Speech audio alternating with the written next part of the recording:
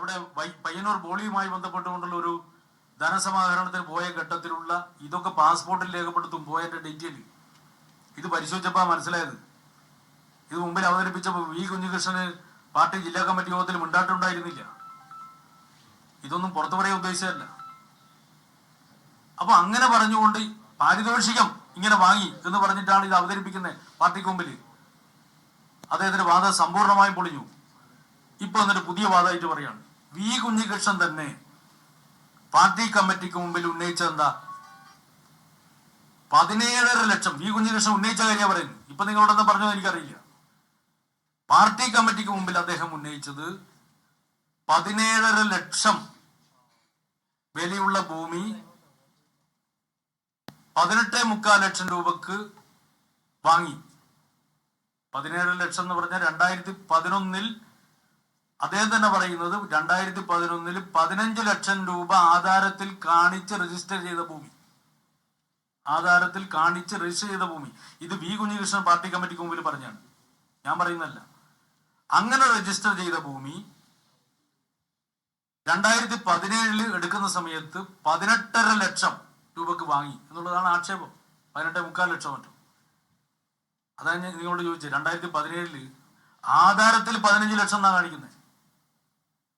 അപ്പോ പരിശോധിച്ചപ്പോ യഥാർത്ഥ വില അന്ന് ആ ഭൂമിക്കുള്ള യഥാർത്ഥ വില 17 ലക്ഷം രൂപയായിരുന്നു എന്ന് വി കുഞ്ഞികൃഷ്ണൻ തന്നെ പാർട്ടി കമ്മീഷൻ മുമ്പ് പറയുന്നുണ്ട്. ഇല്ലെങ്കിൽ അതേ ഇല്ല എന്ന് പറയട്ടെ.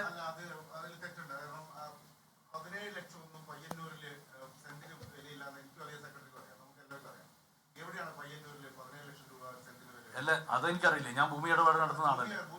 അല്ല, നിങ്ങളെ പോലെ ഞാൻ അങ്ങനെ ഭൂമിയുടെ ഇടപാട് നടത്തുന്ന ആളല്ല, തെറ്റിദ്ധരിക്കണ്ട. അതായത് ഭാവി വികസന സാധ്യതയുള്ള വളരെ പ്രധാനപ്പെട്ട തന്ത്രപ്രധാനമായിട്ടുള്ള ഒരു സ്ഥലത്താണ് ഈ സ്ഥലം എടുത്തത്. എന്തോ ആവട്ടെ, നാളെ എവിടെ എന്തെങ്കിലും പ്രധാനപ്പെട്ട വികസനം വന്നാലോ, എന്തോ ആവട്ടെ, ഇതില് നിങ്ങൾ അതിന്റെ പരിസരത്ത് രജിസ്റ്റർ ചെയ്തിട്ടുള്ള ആധാരം എടുത്ത് നോക്കുക. ആ ആധാരം അനുസരിച്ച് ഉള്ള വില വി കുഞ്ഞികൃഷ്ണൻ പാർട്ടി കമ്മിറ്റിക്ക് മുമ്പ് പറയാം 15 ലക്ഷം രൂപക്ക് രജിസ്റ്റർ ചെയ്തു. അദ്ദേഹത്തിന്റെ ആക്ഷേപം അതാണെന്ന്. 15 ലക്ഷം രൂപക്ക് രജിസ്റ്റർ ചെയ്ത ഭൂമി 18.5 ലക്ഷം രൂപക്ക് വാങ്ങി. രജിസ്റ്റർ ചെയ്യുമ്പോൾ 2011 വാങ്ങുന്നത് 2018 അല്ലെ, 2017 വാങ്ങുന്നത്. അപ്പൊ സ്വാഭാവികമായിട്ട് അത്രയും വില കൂടും. അദ്ദേഹം തന്നെ പറഞ്ഞ. പിന്നെ മറ്റേ 4 ലക്ഷം എന്നെല്ലാം പറയുന്നത് നിങ്ങൾ പറയുന്നത് എനിക്കറിയില്ല. അത് വി കുഞ്ഞികൃഷ്ണൻ പറഞ്ഞില്ല, അദ്ദേഹം പാർട്ടി കമ്മിറ്റിക്ക് മുമ്പിൽ പറഞ്ഞില്ല. അത് നിങ്ങളുടെ കണ്ടെത്തല. ഏത് രേഖ?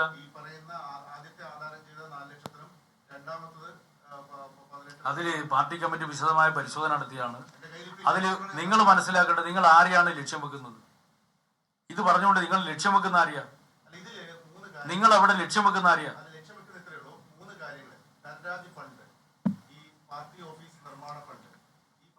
ഭൂമി ഇടപാട് ഇതുൾപ്പെടെയുള്ള കാര്യങ്ങൾ വരവ് ചെലവ് കണക്കുകളെ സംബന്ധിച്ച് പാർട്ടി സെക്രട്ടറിക്ക് വ്യക്തമായി പൊതുസമൂഹത്തിന് മുമ്പിൽ വെച്ച് അവർ കണക്കുണ്ടോ? അല്ല, ഞാനിപ്പം പറഞ്ഞ നിങ്ങൾക്ക് ബുദ്ധിയാവുന്നില്ല. നിങ്ങളോട് ഞാൻ എത്ര പറഞ്ഞാലും നിങ്ങൾക്ക് ബുദ്ധിയാവില്ല, അതെനിക്കറിയാം. അല്ല, ഏഷ്യാനെറ്റിന് ഞാൻ എത്ര വേണം പറഞ്ഞാലും ബുദ്ധിയാവില്ല എന്ന് എനിക്കറിയാം. നിങ്ങൾ അജണ്ടയും കൊണ്ടുവന്നതാണ്. ആ അജണ്ടയിൽ അവിടെ വെച്ചാൽ മതി, അതൊക്കെ അവിടെ വെച്ചാൽ മതി. അതൊന്നും ഇവിടെ പോകാൻ വേണ്ടി പോകുന്നില്ല. ഇതിൽ ഞാൻ നേരത്തെ പറഞ്ഞു പാർട്ടിയെ സംബന്ധിച്ചിടത്തോളം പാർട്ടിക്ക് ഒരു രീതിയുണ്ട്. ഈ ബാങ്കിന് സ്ഥലം എടുത്ത പാർട്ടിയല്ല, സഹകരണ സ്ഥാപനത്തിന് സ്ഥലം എടുത്ത പാർട്ടിയല്ല. സഹകരണ സ്ഥാപനത്തിന് സ്ഥലമെടുത്തുമായി ബന്ധപ്പെട്ടുകൊണ്ട് നിങ്ങൾ മധുവിനെയാണ് ലക്ഷ്യം വെക്കുന്നതെങ്കിൽ ആ സഹകരണ സ്ഥാപനത്തിന്റെ പ്രസിഡന്റ് മധുവല്ല, വൈസ് പ്രസിഡന്റ് ടി എ മസൂദനല്ല, പാർട്ടിയുടെ സബ് കമ്മിറ്റിയുടെ കൺവീനർ ടി എ മസൂദനല്ല. സഹകരണ സ്ഥാപനം സ്ഥലം എടുക്കുന്നതിന് ഡിപ്പാർട്ട്മെന്റിന്റെ അനുമതി വാങ്ങണം. നിങ്ങൾ ഈ പറയുന്ന നിസ്സാര വിലയുടെ ഭൂമിയാണെങ്കിൽ ഡിപ്പാർട്ട്മെന്റ് അനുമതി കൊടുക്കില്ല, അവർ പരിശോധന നടത്തും. അതായത് ഡിപ്പാർട്ട്മെന്റിന്റെ അനുമതി ഉൾപ്പെടെയുള്ള സകല നടപടിക്രമങ്ങളും പാലിച്ചുകൊണ്ടാണ് ആ ഭൂമി എടുത്തത്. ആ ഭൂമി എടുക്കുന്നതുമായി ബന്ധപ്പെട്ടുകൊണ്ടുള്ള പ്രധാനപ്പെട്ട ചുമതല നിർവഹിക്കുന്ന ആളല്ല ടി എ മസൂദനൻ. പക്ഷെ നിങ്ങളുടെ ലക്ഷ്യം എന്താ? അപ്പൊ തെറ്റായ ഒരു ആക്ഷേപം ഉന്നയിക്കുക, എന്നിട്ട് അതിന്റെ പേരിൽ പയ്യന്നൂർ MLA പഠിക്കാൻ വേണ്ടി കഴിയുക എന്ന് നോക്കിയാൽ അതൊന്നും സമ്മതിച്ചു തരാൻ പറ്റൂല എന്ന് മാത്രമേ പറയാനുള്ളൂ. പിന്നെ വരവ് ചെലവ് കണക്ക് എനിക്ക് ഏഷ്യാനെറ്റിനെ ബോധ്യപ്പെടുത്തേണ്ട കാര്യമില്ല. നിങ്ങൾ ഏഷ്യാനെറ്റ് അല്ലാതെ നിങ്ങൾ പറയാറാ? അല്ല, 3:45 നിങ്ങൾ ഏഷ്യാനെറ്റിലാണ്ട് പിന്നെ നിങ്ങൾ പറയാറാ? 3:45 പാർട്ടി സെക്രട്ടറി, ജില്ലാ സെക്രട്ടറി ഈ വാർത്താ സമ്മേളനം നടത്തുന്നവരെ താങ്കളുടെ പാർട്ടിയുടെ താങ്കളുടെ ജില്ലാ കമ്മിറ്റിയിൽ അംഗമായിരുന്ന വി കുഞ്ഞികൃഷ്ണൻ അദ്ദേഹം തെരഞ്ഞെടുത്തത് ഏഷ്യാനെറ്റായിരിക്കും. അദ്ദേഹത്തിന് കേരളത്തിൽ ഈ കാര്യങ്ങൾ പറയണമെന്ന് അദ്ദേഹം തെരഞ്ഞെടുത്ത മാധ്യമം ഏഷ്യാനെറ്റ് ന്യൂസ് ആയിരിക്കാം. അങ്ങനെ അദ്ദേഹം പറഞ്ഞ കാര്യത്തിൽ ഏഷ്യാനെറ്റ് ന്യൂസ് കൊണ്ടുവന്ന ഒരു വ്യാജ വാർത്ത പോലെയാണ് താങ്കൾ. ഞാൻ ഒരിക്കലും പറഞ്ഞില്ലല്ലോ അദ്ദേഹം നിങ്ങൾ തെരഞ്ഞെടുത്തതിന്റെ പിന്നുള്ള ലക്ഷ്യം ഞാൻ പറഞ്ഞുള്ളൂ. അദ്ദേഹം ഒരു കമ്മ്യൂണിസ്റ്റാണ്. അതെ, അദ്ദേഹം ഉത്തമ കമ്മ്യൂണിസ്റ്റാണ് നിങ്ങൾ അവതരിപ്പിച്ചല്ലോ. ആണല്ലോ. അങ്ങനെ ഉത്തമ കമ്മ്യൂണിസ്റ്റുകാരനായ ഒരാൾക്ക് രാജീവ് ചന്ദ്രശേഖരന്റെ ചാനലിനെ തന്നെ തിരഞ്ഞെടുക്കാനും അതിൽ മാർക്സിസ്റ്റ് വിരുദ്ധ വിഷം മാത്രം എല്ലാ ഘട്ടത്തിലും പുറത്തേക്ക് വിടുന്ന ഒരു അവതാരകനെ തിരഞ്ഞെടുക്കാനും കഴിയില്ല. അത്രയേ ഉള്ളൂ. അത് ഞാൻ പറഞ്ഞു എന്ന് മാത്രമേ ഉള്ളൂ. താങ്കളുടെ പഴയ ഏരിയ സെക്രട്ടറിയെ കുറിച്ചാണ് അതെ, കണ്ണൂർ ജില്ലയിലെ താങ്കളുടെ പാർട്ടിയുടെ ഏരിയ സെക്രട്ടറിയായി ജില്ലാ കമ്മിറ്റി അംഗമായി നിന്ന ഒരാളെയാണ് താങ്കൾ ഇങ്ങനെ. അതെ, അദ്ദേഹം പാർട്ടിയുടെ ഭാഗമായിട്ട് നിന്ന് ഇപ്പോഴും പാർട്ടിയെ വഞ്ചിച്ചു പുറത്തേക്ക് പോയ ഒരാളാണല്ലോ. പാർട്ടിയെ വഞ്ചിച്ച ഒരാളാണല്ലോ. വഞ്ചിച്ച ഒരാള് പഴയതല്ലേ? പഴയ ഒരാളെ കുറിച്ചല്ല ഞാൻ പറയുന്നത്, ഇപ്പോഴുള്ള ആളെ കുറിച്ചാണ് ഞാൻ പറയുന്നത്. അന്നത്തെ ഏരിയ സെക്രട്ടറിയെ കുറിച്ചല്ല ഞാൻ പറയുന്നത്. അല്ലല്ലോ, പാർട്ടിക്കെതിരായിട്ട് അദ്ദേഹം ഉന്നയിച്ച ആരോപണം, പാർട്ടിയുടെ ബന്ധപ്പെട്ട കമ്മിറ്റി വിശദമായ പരിശോധന, അദ്ദേഹം ഉന്നയിച്ച ആരോപണത്തിന് അത്രയും ഡ്യൂ റെസ്പെക്ട് കൊടുത്തുകൊണ്ടല്ലേ. മണിക്കൂറായിട്ട് അന്ന് വാർത്താ സമ്മേളനം നടത്തിയിട്ട് ഈ 3 പ്രധാനപ്പെട്ട അദ്ദേഹം ഉന്നയിച്ച 3 സാമ്പത്തിക ആരോപണങ്ങളിൽ ഏതെങ്കിലും ഒന്നിൽ ഒരു വ്യക്തത താങ്കൾക്കുണ്ടോ? അതായത് താങ്കൾ പറയുന്നത് ഏഷ്യാനെറ്റിനോട് പറയേണ്ട കാര്യമില്ല, മാധ്യമങ്ങളോട് പറയേണ്ട കാര്യം. ഏഷ്യാനെറ്റിനൊഴികെ മറ്റെല്ലാവർക്കും വ്യക്തതയുണ്ടെന്ന് ഞാൻ വിശ്വസിക്കുന്നു.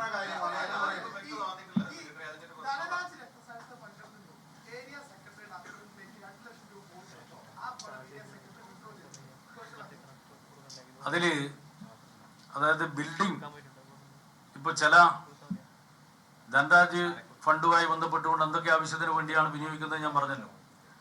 പാർട്ടി അക്കൗണ്ടിലാണ് കേസ് നടത്തുന്നതുമായി ബന്ധപ്പെട്ടുകൊണ്ടുള്ള തുക കിടക്കുന്നത്.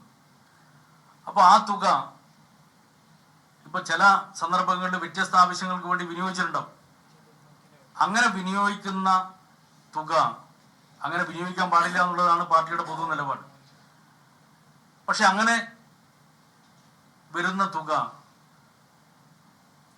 ആ ഫണ്ട് ഏതെങ്കിലും വിധത്തിൽ വ്യക്തിപരമായിട്ട് ആരെങ്കിലും ധനാപഹരണം നടത്തിയിട്ടുണ്ടോ? അതാണ് പാർട്ടി പരിശോധിച്ചത്. അങ്ങനെ ഇല്ല.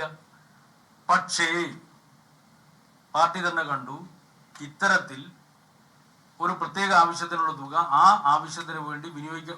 ആ തുക ആ ആവശ്യത്തിന് വേണ്ടി തന്നെയാണ്. പക്ഷെ താൽക്കാലികമായി ചില അഡ്ജസ്റ്റ്മെന്റ് ഒക്കെ നടത്തിയിട്ടുണ്ടാവും. ആ നടത്തിയ തെറ്റാണെന്ന് കണ്ടിട്ട് അത് തെറ്റാണെന്ന് അവിടെ പറയുകയും ആവശ്യമായ തിരുത്തലുകൾ വരുത്തുകയും ചെയ്തിട്ടുണ്ട്. അതുകൊണ്ടാണ് ഞാൻ പറഞ്ഞത് ചില നടപടികളൊക്കെ എടുത്തിട്ടുണ്ട്. ആ നടപടികൾ വെറുതെ എടുത്തല്ല, നടപടികൾ എടുത്തിട്ടുണ്ട്. പക്ഷേ പാർട്ടിയുടെ 1 രൂപ, അത് ധനരാജ് രക്സാക്ഷി ഫണ്ടിൽ നിന്നായാലും ശരി, ബിൽഡിംഗ് ഫണ്ടിൽ നിന്നായാലും ശരി, 1 രൂപ പോലും പാർട്ടിക്ക് നഷ്ടപ്പെട്ടിട്ടില്ല. ഒരാളും തെറ്റായ രീതിയിൽ ധനാപഹരണം നടത്തിയിട്ടില്ല.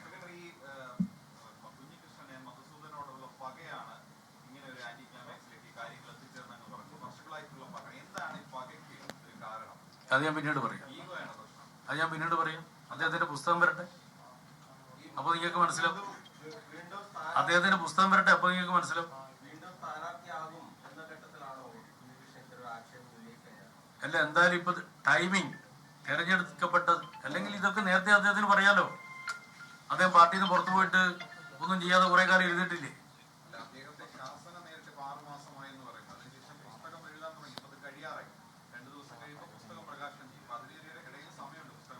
അല്ല, അങ്ങനെയാണ് പാർട്ടി പ്രവർത്തനത്തിൽ വരാതിരിക്കാലോ. പാർട്ടി പ്രവർത്തനത്തിൽ പങ്കെടുക്കുന്നുണ്ടല്ലോ. എന്താ ഇപ്പോൾ ഒരു പ്രകോപനം? ഏരിയ കമ്മിറ്റി മിനിറ്റ്സിലെ സഖാവ് കോടിയേരി ബാലകൃഷ്ണന്റെ കമന്റ് പോലും സെക്രട്ടറി ഇവിടെ വായിച്ചു. പിന്നെ കണക്ക് പറയാൻ പറയാം. അല്ല, അതിൽ പാർട്ടിക്ക് ഒരു രീതി ഉണ്ടല്ലോ. അല്ല, ഇത് മിനിറ്റ്സിലെ കാര്യമല്ല, ഇത് പാർട്ടി താഴോട്ടേക്ക് റിപ്പോർട്ട് ചെയ്ത കാര്യമാണ്. ഇല്ലില്ല, അതായത് ഇത് ഞാനീ പറഞ്ഞ കാര്യങ്ങള് ഈ കഴിഞ്ഞ 2024 അന്വേഷണ കമ്മീഷൻ റിപ്പോർട്ടിന്റെ ഭാഗമായിട്ട് അദ്ദേഹം ഉന്നയിച്ച ഒരു വിഷയത്തെ സംബന്ധിച്ച് പാർട്ടി താഴോട്ടേക്ക് റിപ്പോർട്ട് ചെയ്ത കാര്യമാണ്. ഇത് പുതിയ കാര്യമല്ല. മെമ്പർമാരിൽ റിപ്പോർട്ട് ചെയ്ത പുതിയ കാര്യമല്ല. ലോകത്തെവിടെയായാലും ഏത് സമയത്തും 24 വാർത്തകളും ഓഗ്മെന്റഡ് റിയാലിറ്റി പാക്കേജുകളും എക്സ്പ്ലെയിനറുകളും വിശദമായി കാണാൻ ഞങ്ങളുടെ യൂട്യൂബ് ചാനൽ നിങ്ങൾക്ക് സബ്സ്ക്രൈബ് ചെയ്യാം.